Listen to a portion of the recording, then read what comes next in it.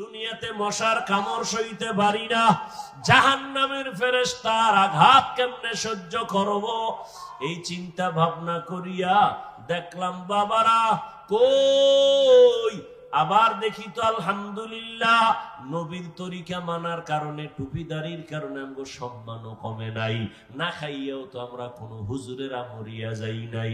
করোনার ভেতরে school college বন্ধ, ব্যবসা বন্ধ, চাকরি বন্ধ, সব বন্ধ, আমাদের হুজুরদের মাদ্রাসাও বন্ধ নাই, মসজিদও বন্ধ নাই, না খাইয়া কোনো হুজুর মরি নাই। আল্লাহর শুকর, তো আমরা কেন টুপি ছাড়বো, দাড়ি ছাড়বো? সম্মান আমার আল্লাহ এখনো দিছেন। কত মানুষ বাড়ি সাইরা 10 তলা বিল্ডিং এর বাহাদুরি করে এখন বাড়ি সাইরা পলায় ঘুমায়, কত মানুষ ব্যাংকে টাকা রাইখা খাইতে পারে না। আর আল্লাহর শুকর, আমরা আগেও যেমন ছিলাম সম্মানে এখনো তেমনও আছি। আমার নবীর আদর্শে যদি এত সম্মান দুনিয়াতে পাই, আখেরাতে না জানি আরো কত সম্মান পাই। যদি ঈমান নিয়ে যাইতে পারি, নবীর আদর্শ নিয়ে যাইতে পারি, এই চিন্তা কইরা বাবা নিজেরাও নামাজ পড়ি, আপনাদেরও পায় ধরে ধরে বুঝাই নামাজ ছাড়িয়েন না।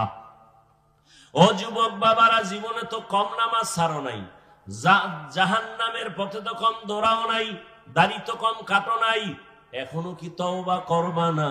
আল্লাহর কোরআন যদি তোমার অন্তর বলে সত্য, গুনাহগারের জন্য আযাব হবে তাও সত্য, এখনো তওবা করো।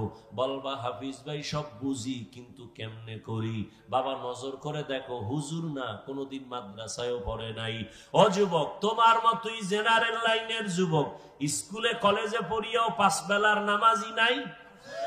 আর ওয়াজ লাগবে না, এটাই তোর জন্য হেদায়েতের জন্য যথেষ্ট। কপাল পুরলে কি করা? তোমার মতো যুবক র্যাব, আর্মি, পুলিশ, বিডিআর এর চাকরি করে